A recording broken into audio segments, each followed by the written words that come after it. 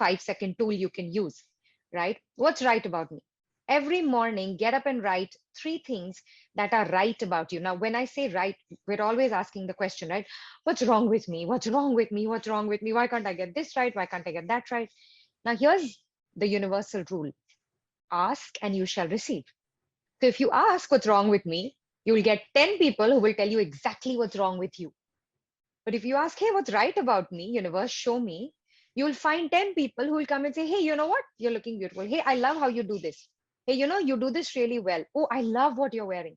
They'll come and tell you things that are right about you. So if you want to start working on your self-worth, one of the ways is to, as I say always, the truth will set you free. Start seeing your own truth apart from. So one of the exercises I do with my clients is recognize the critical voice. Who does it belong to? Does it belong to your mother? Does it belong to your father, a teacher, an aunt, a grandmother? And when you recognize the voice, say, cool, this is not my voice. This is not, I was not, let's say, lazy. I was told I'm lazy and I was made to realize that being lazy is wrong. Cool, I'm leaving that conditioning behind and focusing on what's right about being lazy. And again, here, this is a personal story. I was always pulled up for being super, super lazy. But in my world, I was like, why would I do Gadha Majuri when there is a simpler way?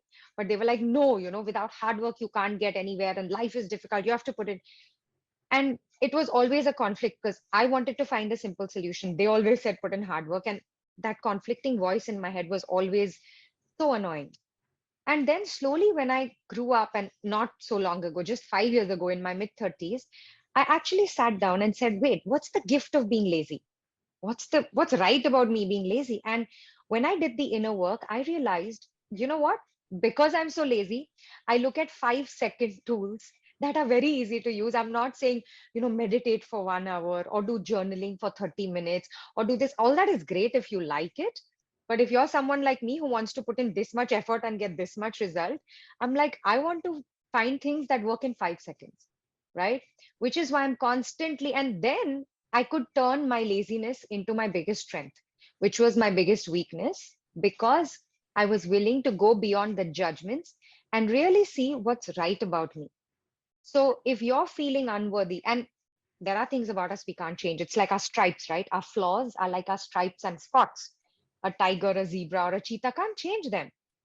So if you had to just say, cool, this is what I am, I'm not a morning person, or I am lazy, or I don't know how to do, see numbers, like I'm very bad at numbers, but I'm good with people. So let me focus on what can I do with people instead of trying to get better at numbers. So I always say, function from your strengths, maximize your strengths, stop trying to fix your weaknesses. If God wanted you to be a number person, he would have made you good at numbers, but he's not.